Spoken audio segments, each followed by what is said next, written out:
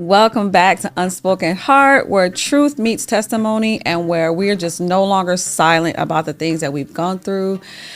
I am your host, Corinne Deanna Lane, and I'm so excited today to have my guest that's here in the building today. She shared with me her story, man, and I'm so pumped for you guys to hear her story. I'm so pumped for you guys to hear just how the love of God can just be with you, be in the midst of all the things that you're walking through. And I'm so excited for her to be here. My guest today is Kimiesha Jones. Hi. Welcome, Kimiesha, to the show. Before we kind of jump into your story, I want you to kind of share with the audience just who you are, what you do, what you've got going on, anything that you would want them to know. Okay, well, my name is Kimiesha Jones. I am a artist, creativepreneur. I do a lot of stuff, y'all. But mainly I do music. I do gospel and R&B music. I grew up in the church, so gospel just is in my blood. That's just what I do. And it comes out of every area of my life. I'm married to a wonderful man named Charlie Jones III. We have two beautiful children, one of which is an autistic and intellectually disabled. And it's been a journey. So yeah. Awesome. So, girl, let's jump in. Let's jump into this story. Yes. So start from the beginning of where you want to begin to tell this. Okay. Well, both my parents are musicians, so music has just been a thing my entire life. My father is a minister of music, and my mom used to sing background for Patti LaBelle and a few different people. And by the time I came around, they were just kind of doing church and everything, because kids kind of shifts or changes some things just a little bit. So I came around, I was like, hey, let's do this different. Yeah. So by the time I came around, my dad was still doing church. I was voluntold to do a lot of rehearsals and sing, and I played drums as well. That came out of me just being at everybody's rehearsal, picking up different instruments and all of that kind of stuff. So music is in my blood, but it really started to shape who I am now. When I turned about 14, I put out my first single. Oh, cool. I wanted to be a gospel artist so bad. So bad. I really, really wanted to, I thought that I could make a difference when it came to the industry itself, being around all of these different people. I'm like, these people are singing about God, but I don't really see them living about God. So I was like, well, I can be the change from the inside out. It's just me. I can do it. And and everybody has that thought, and then you're just like, oh, okay, there's more. This is the culture. So in recent years, I've taken a step back from primarily doing gospel music, simply because of the culture. Like, I still love gospel music. I still love Jesus with all my heart. And I still make music that glorifies God. But when it comes to being a part of that industry and the way that it runs, I had to take myself out. Okay. Yeah. Wow. What were some of the, I guess, that you were able to experience to that degree that you felt, that you needed to, I guess, probably go a different direction? Not so far direction, but just like, I'm not going to pursue it in that way. I guess the way that you wanted to in the beginning. What was it that you felt like you was like, I don't think I want to do it like this? I didn't like the way I was being treated. Okay. I definitely have been used. And one thing that I've noticed in church and in, in the industry part of gospel music, people will use you up until you are just dry. You don't have anything else, anything for yourself anymore. You're just oh, this girl can sing. I'm gonna have her be a part of this. I'm gonna have her do this. I'm gonna have her do that. Right. But when it came time for me, and when I needed help to push my thing off the ground, or to involve people so we could grow together and build together, nobody wanted to help. Okay. So I was just like, let me take a step back for a second and reevaluate how I want to do this and how I can even be more effective, because, I'm seeing people in the world talk about how the church is almost a joke to them sometimes because of how unserious we really are sometimes. And I'm just like, I don't want that to be a representation of the church. Yeah. I want to say, hey, I came from church and I don't act like that. I treat people with kindness. And I do want to build with you. I want to be that person I didn't have. Got you. Yeah. That makes sense. Mm-hmm. Wow.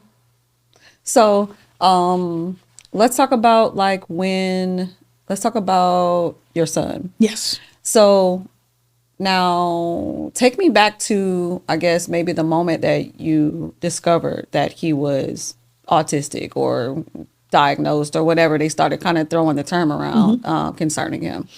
Okay, so he was born in 2019, right before all the craziness with the pandemic hit. Okay. So we were at home, me and my husband were at home, and this is the time where you really can kind of pay more attention to things, pay more attention to what's going on. And we noticed that he wasn't walking, he wasn't talking around, I want to say 1.5.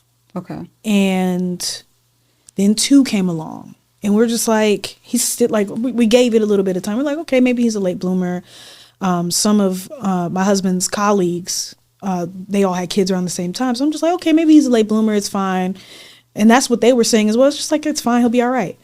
But as time went on, he became just, he wasn't showing any interest in walking. He wasn't showing any interest in talking. And it was scary. So we made an appointment. We went to the appointment. Mind you, it's COVID. Now we're in the height of COVID. Okay. So in the height of COVID, and me and my husband can't go up to the doctor's appointment ourselves. We have to separate. So I take my son into the appointment. My husband is in the car waiting for us. Okay. So that was already kind of emotional, because this is already like, oh my gosh, what's going on with our kid? Right. I really needed that emotional support, but all I could do was make a FaceTime call. And it was bad service that day, and it was a lot. Yeah. So we finally got into the appointment, and the bedside manner was horrible. That's one thing that I hope other families don't have to go through. When you're getting a diagnosis like that, it's like, oh, they told me, okay, your child is autistic. He's level 3 autistic. And I'm like, okay, what does this mean? What am I supposed to do with this information? They're like, okay, he needs ABA therapy.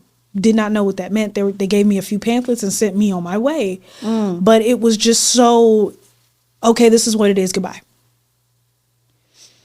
And it just, I didn't even have time to collect myself. Yeah.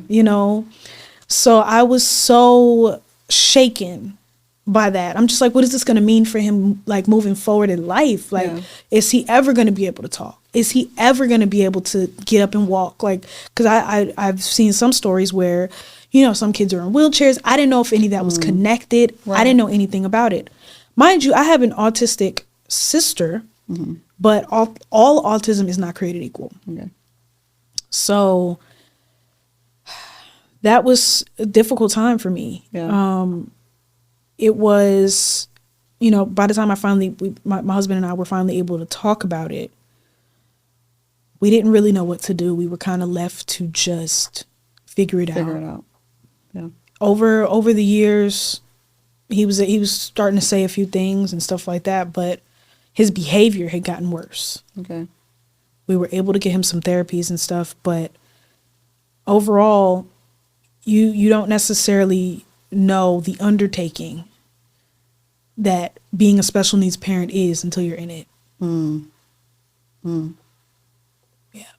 So you say you guys kind of saw certain things around 1.5. And this was like around COVID. So had he already had like his vaccinations and things like that by that time? Or was it, because I mean, he's like, yeah, because usually you have to have the vaccinations or what they decide or I tell think, you. and it's by whatever. state, I think now too, Yeah. where they have, okay, you have to get this or you have to get that. Right. But he had only had one vaccination. I believe it was the MMR vaccination. I'm not sure. That was 6 years ago, so I don't remember. Right. But he had one vaccination, which I felt pressured to even give him. You know, realizing that autism is a thing, and this was around the time everybody was kind of realizing their kid was different because you're home and you're starting to see it. So there was a wait list around the corner to even get a diagnosis at this point. A lot of people don't realize that. My husband was military, so we were able to go to military hospitals to be able to get this done. But on the civilian side, wait lists were around the corner to just even figure it out. So You mean like a wait list, like for a diagnosis appointment to see specifically for that? Yeah, there was a wait list for that. Wow. At least in my area. Yeah. There's a wait list for that. Even for certain therapies now. We recently just got my son into an ABA program, and I had to call like 15 places because the wait list. There's so many kids that need help. Wow. And there's not enough. The turnaround, even with the staff, that's why there's such a wait list, because it's too much to deal with these behaviors that these kids have. And I don't blame them. As a parent, I don't blame these people, because to go through all of these different behaviors every day, trying not to essentially not set off a landmine. Yeah. Because you don't know what's going to set them off. Yeah. That's rough to ask somebody that's not related to you to do. Yeah. So, yeah, to go back to your original question, yes, there was a wait list, and we were finally able to get seen, and he had the vaccine. It was the only one he had, and I can't say if that was the thing that made us realize what was going on with him, because I also had complications in birth. Okay. I had a smooth pregnancy the whole time, but when it came to him being born, I got a C-section, and then I was able to. Then they told me his heart rate was slowing down. Okay. Told me his heart rate was slowing down. Mind you, I'm numb on the table. Right. I can't do anything about this. So, when you have a C-section, if you didn't know, if you have your partner with you, your husband, your spouse, whatever, with you, they can't come in right away. Right. They have to prep you, do all this other stuff. And we were around the time where they gave me the giant needle, and they were prepping me. So he wasn't in the room yet, but I'm getting numb at this point. I can't feel anything beyond my arms. Right. But they're rushing around like, oh my God, we have to fix this. And they're not really talking to me. So bedside manner is like a huge part of my story as well, because I'm like, what's going on? Nobody's answering me. I'm looking with so much fear, like, hey, is he okay? Is he going to make it? Am I going to make it? I don't know. And they finally get my husband in the room. I'm full blown crying. And if I'm stressed out, the baby's stressed out. Right. So it was rough. We finally were able to get him out, but we didn't know if the damage, if there was any damage from him not, his heart rate slowing down, if he lost oxygen. We don't know. And I think that's the hardest part about being a special needs parent. You don't know what caused it. Sometimes I deal with the fact that, my like I said, my little sister is autistic. So I'm like, man, is it in my bloodline? Am I the reason for this? Yeah. You know, I was just having a conversation with my husband, and it really breaks my heart, because I don't know if it was me who caused this. if indirectly. Yeah.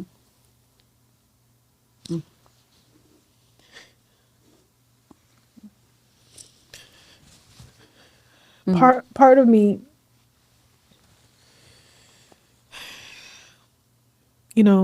sometimes I feel like, you don't dare ask God why. But I feel like, I got married before I had children. I tried to do everything right. Yeah. Yeah. And my baby is dealing with this. He can't really, he can speak now. Yeah. He can walk now, thank God. But when it comes to his behaviors and when it comes to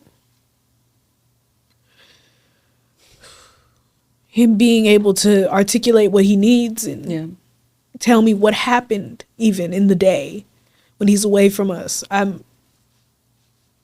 don't know. It's such a scary territory to be a special needs parent. Yeah. He's in like public school. He was. Is he okay? He was. We ended up pulling him because his behaviors got so bad. Okay. We were having meetings. If you have a special needs child, and I think this is across the board, your child has an individual education plan called the IEP. And usually they have more goals than just, okay, your kid is not doing well in this subject or that subject. It's, tailored to them specifically. Okay. Okay, he doesn't know how to hold the pencil correctly. So we need to work on that. He doesn't know how to, and I don't think they do this in school per se, but I remember he had issues when you pull his pants up, he doesn't know how to fasten the button. So they work on different goals. Okay. And the last meeting we had before we decided to pull him was we can't even teach him on grade level because he's got so many behaviors, so much going on mentally that he can't focus. Yeah. And that was hurtful to hear. Every time we went into some of those meetings, I was just like, I would leave defeated. You just don't know what to do. You don't know where to turn. And you don't even know if therapies or medication is working. So when you say therapies, that's when somebody is just working with them like a one-on-one type thing? Or So there's is it multiple. like, There's multiple. Okay. So one thing that he's had is speech therapy. okay. So he's able to get comprehension, help with comprehending, and then help with speaking correctly. Okay. Excuse. Then he had occupational therapy, which also helps him button up a shirt or a jacket, something like that, zip up, whatever. Just kind of tactical things with his hands.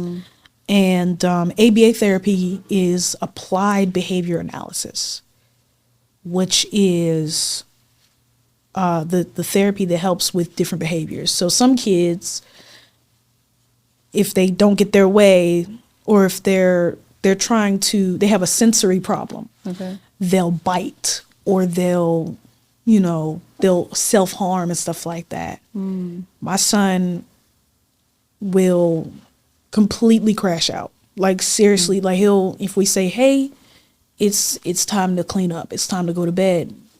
Any kid that doesn't want to go to bed is like, okay, I don't really feel like it, but whatever.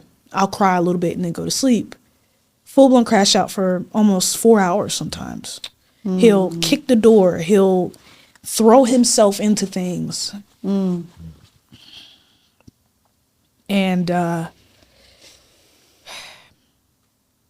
we don't necessarily know what to do.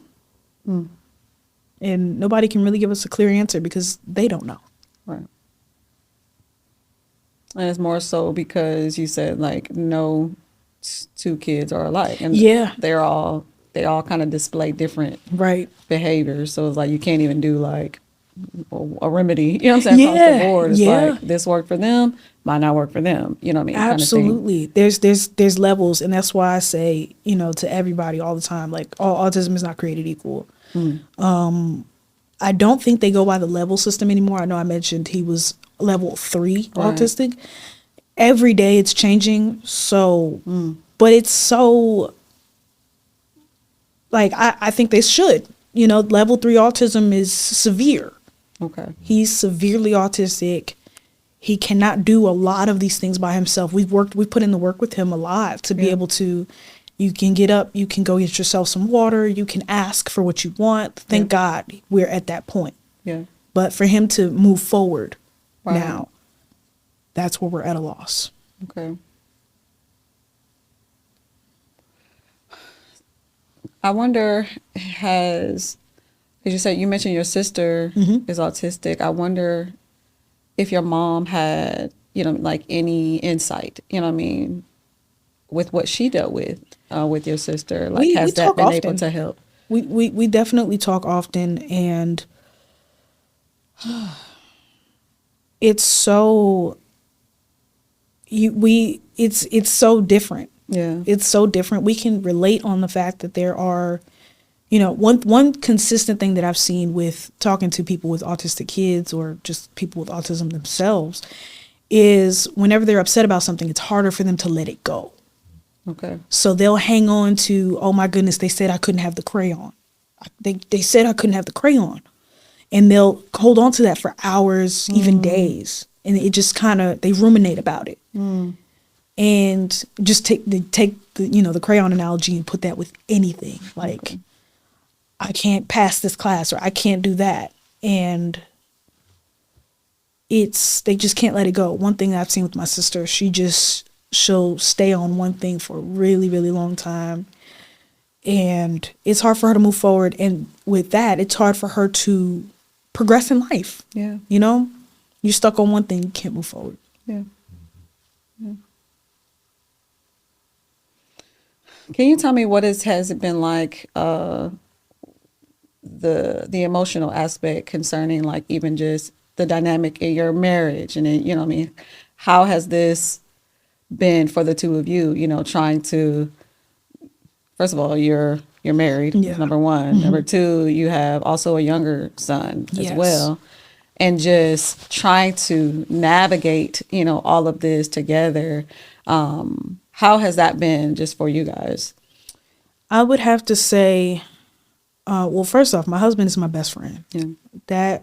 That man, I couldn't do this without him. I truly, truly could not do this without him.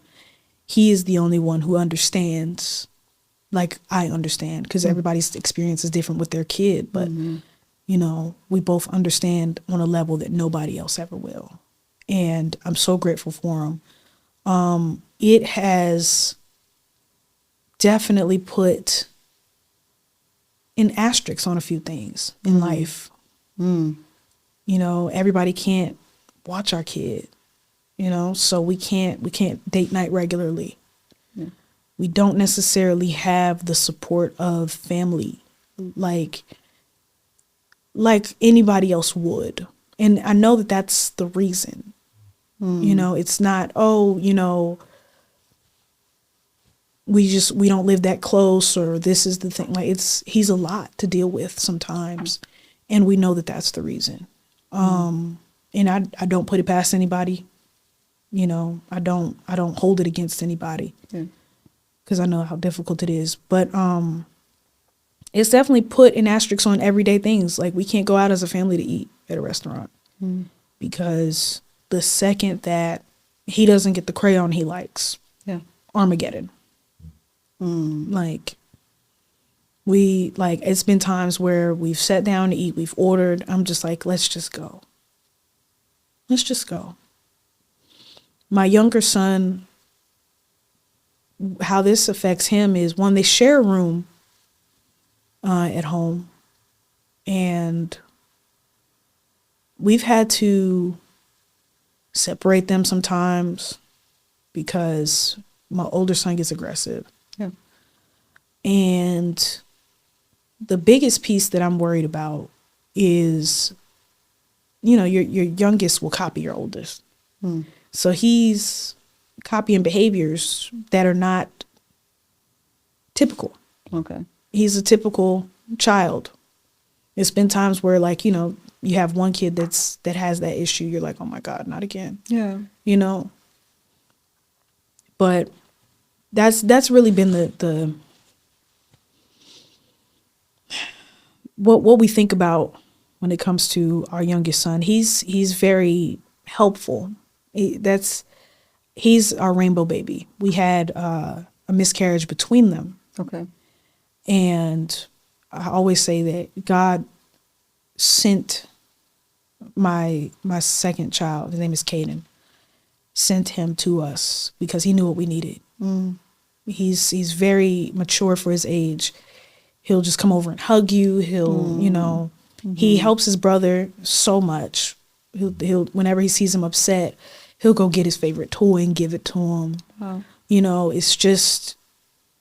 It's amazing. Wow.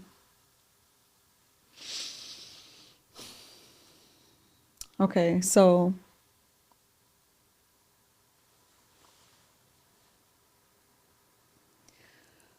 how has this been like your walk with the Lord through this process? Like just you and your husband, like even just together and just talking to the Lord about it. Like what has that been like? You know what I mean? Because I know you kind of mentioned like, you dare not question God, about like, okay, Lord, you know what I mean? So it's like, what has your prayer life been like throughout this journey and throughout this process?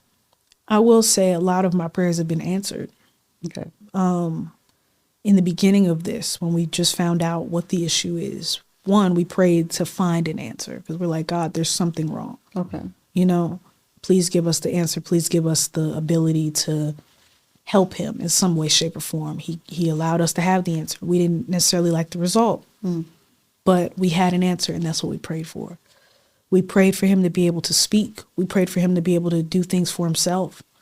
Even at a lower level, he's still doing these things, and that's nobody but God. Mm-hmm. That's truly been something my husband and I have been on our knees about for years. Just, God, please. One of the number one things that I've been praying for, and I think every parent can attest to this, whether you're parenting a special needs child or not. Patience.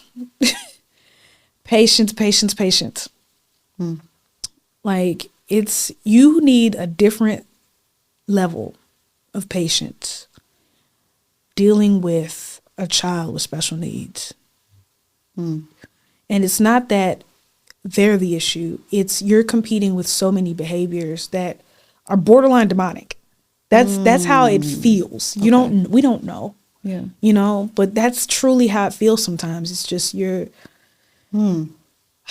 just like, God, it really? Like, but at the end of the day, I trust God. I trust that every single time that it's hard, it'll get better. Yeah. Because I've seen him do it before. Yeah. So can you share because sometimes we have like some of our listeners, they often ask, what prayers did you say? You know what I mean? Sometimes they want to know like exactly what you said, because a lot of times they're just like, I don't know how to pray. Right. I don't know what to pray. What should I say? Should it be, this? Should I cry about it? Should I, you know what I mean? Like, Yeah. So can you kind of, I guess, just shed a little light on the types of prayers that you would, say, like, how would it go? Mostly, honestly, a lot of people are like, oh, Lord, dear Lord, I talk to God how I'm talking to you right now. To be completely honest with you, prayer is a conversation. But with that, you let the other person talk. You got to allow God to speak to you. Sometimes prayer is driving in silence. Turn all of that crap off on the radio. It's not edifying you anyway. It's not edifying to the body of Christ or what we're trying to live like anyway. Yeah. Turn it off and just allow God to speak to you. One of the things that I've prayed for in this is just, like I said, patience and understanding. I've just prayed to be a better mom. I want to be a better mom, a better spouse, a better daughter of Christ. I just want to be better. Yeah. Because that's all we can hope for, is to just be somebody who people want to be around, who the light of Christ lives within. Yeah. Especially, going back to the industry that I decided to leave. Yeah. I want to be the light to those in those dark spaces, or those who think that church is this way, when we're the church. Yeah. Church is not a building. It is, but it's not. Yeah. Can you touch on what we spoke earlier about some of the, I guess, things that you feel in the autistic community that sometimes a lot of the parents aren't being honest, you know what I'm saying, about what's happening. And I know you said you stumble upon a lot of videos or maybe people that are talking about it, and they're more so talking about it from a more this is how I'm getting through my day, or It's this like a is surface level. Yeah, it's kind of real surface, but they're not really being honest about how they really feel about the situation. You know what I mean? Just so that a person like you or someone else that maybe has just encountered this and they're needing like that level of honesty. You know what I mean? I'm just like, no, how do you really feel about this? You know what I mean? Or how's this really going for you? You know, after the camera goes off. You know what I mean? Like that type of thing. So I wanted to give you the opportunity to kind of speak to that, because I really loved your perspective on just like, yo, let's be honest and say what it is. So can you kind of just elaborate on just your perspective on that? Absolutely. What I've noticed a lot in the autism community, the autism parent or special needs parent community, is a lot of people are saying, oh, autism is their superpower, and they can do certain things that we can't. They can feel certain things that we can't. And it's wonderful that people are more accepting. It's wonderful that people can understand that people are different and try to be a little bit more patient. Yeah. However, to sit up here and say, oh, this autism and all of this disability is my kid's superpower, is a lie.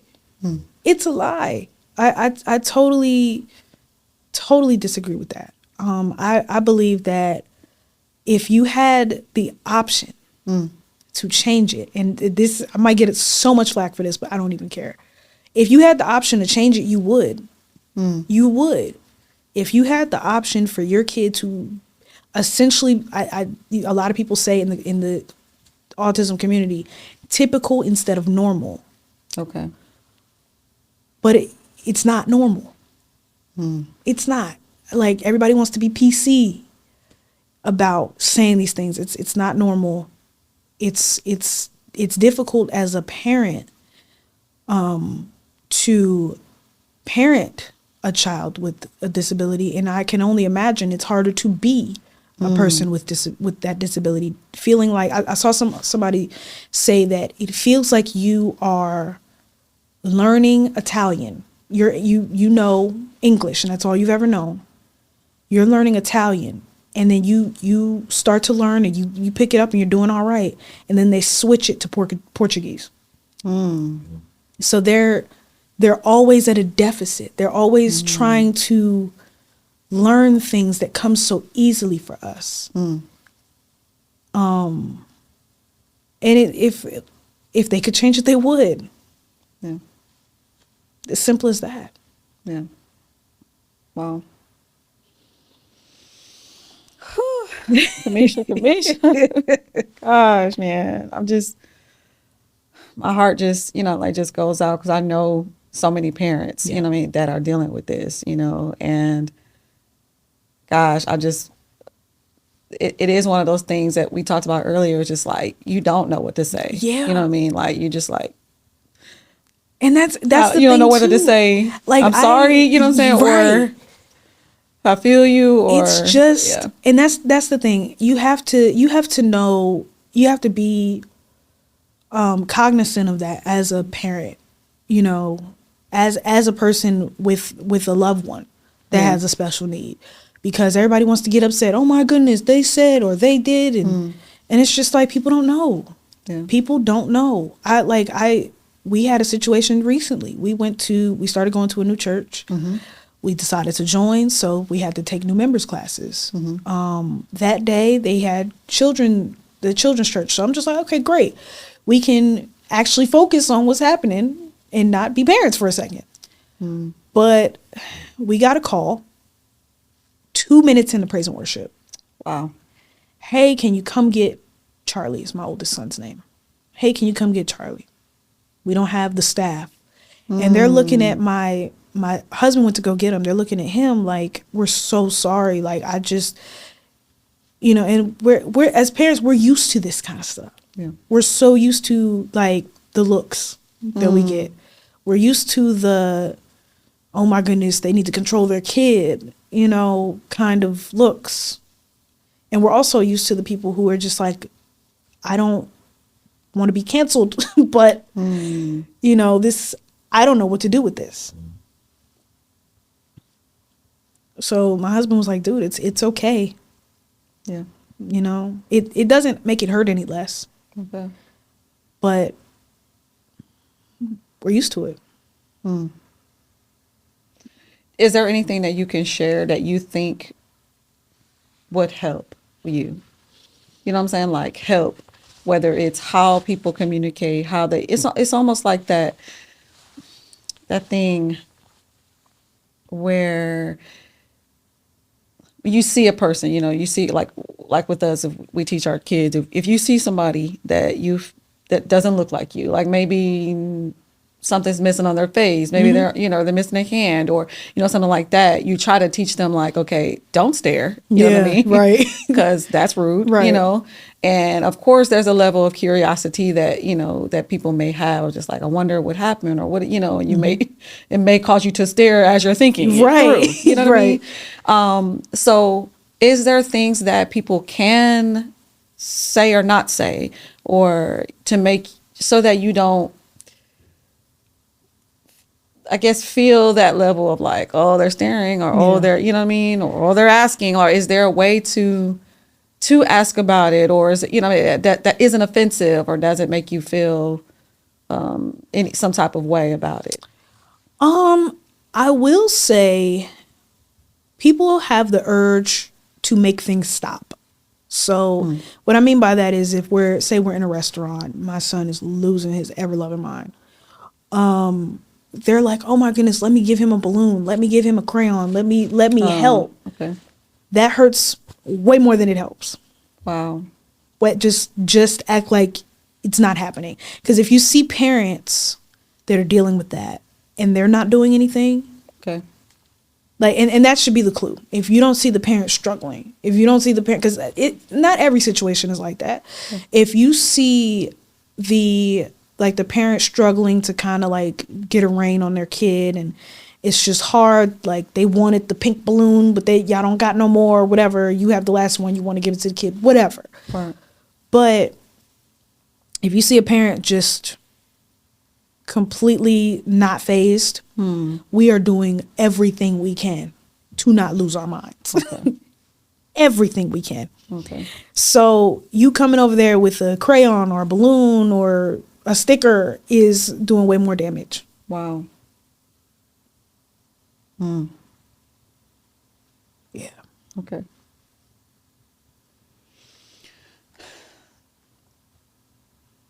So if there's anything that you would want to leave with this audience that is dealing with this, the parents,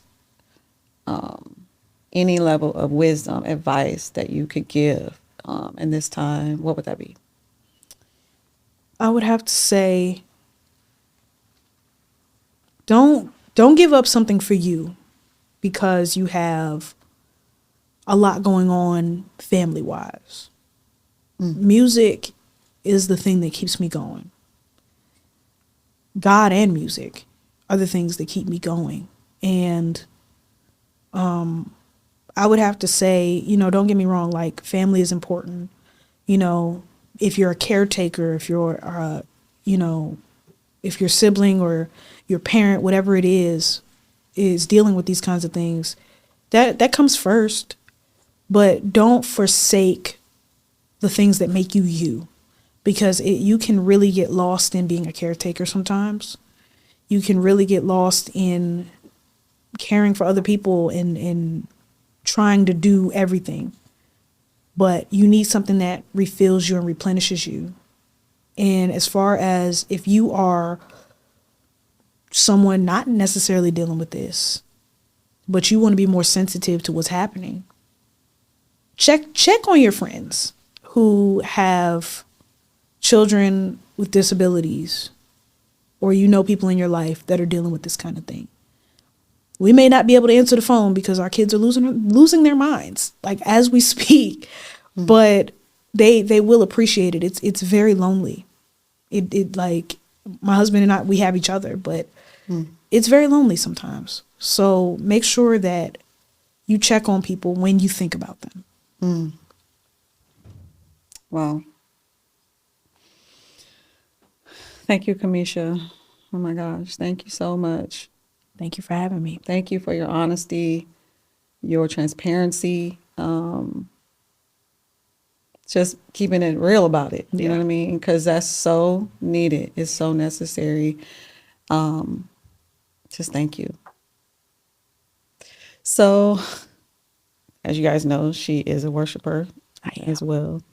And you will get to see and hear her beautiful voice when we do our worship duet. And make sure you check the description for the duet, because it will be in the description of this episode.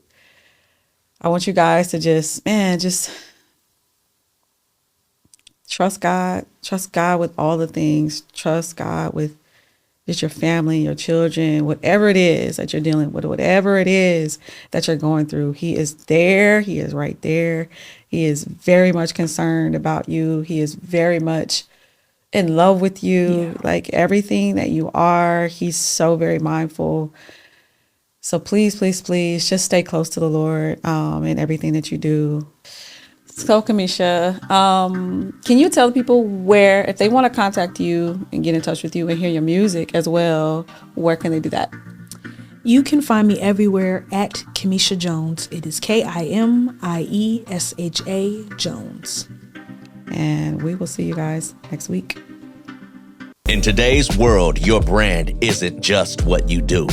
It's how you're remembered.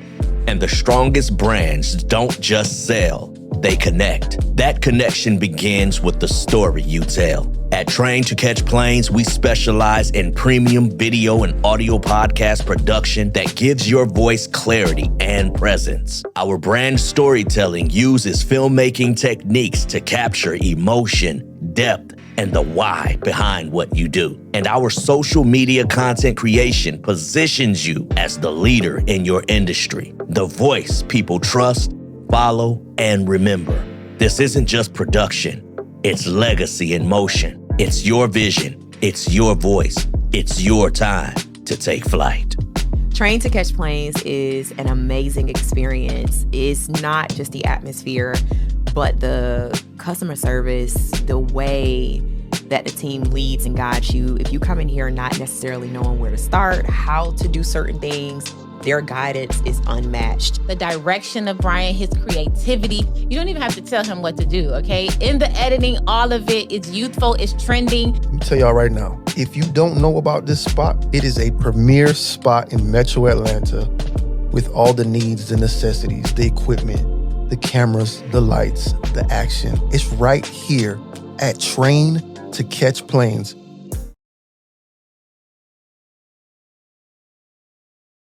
Hey guys, I'm Deanna Lane. I'm Brian Christopher. What's up, family? Thank you guys so much for watching and listening to Unspoken Heart. Unspoken Heart. The mission behind this movement is really just giving people a platform to tell their stories, giving them a platform to share what they've come through, to share how God stepped into their situation and turned their lives around. I'm just excited to be able to provide a platform for that, especially for worshipers, especially for people that just have a story to tell and they want to be able to share that and share the love of God.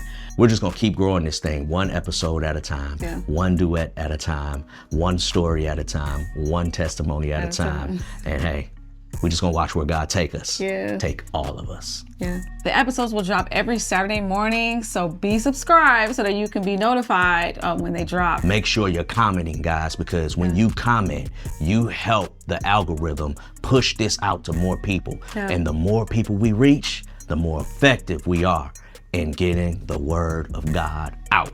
Unspoken Heart, thanks for tuning in to another episode. Every single Saturday, new episode, new worship duet. In the description of the video, you can click it so that you can watch me and the guest worship together.